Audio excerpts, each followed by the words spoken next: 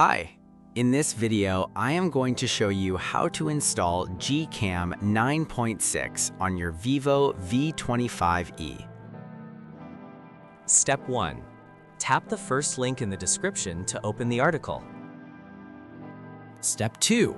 Scroll to the download section and download the GCam APK file.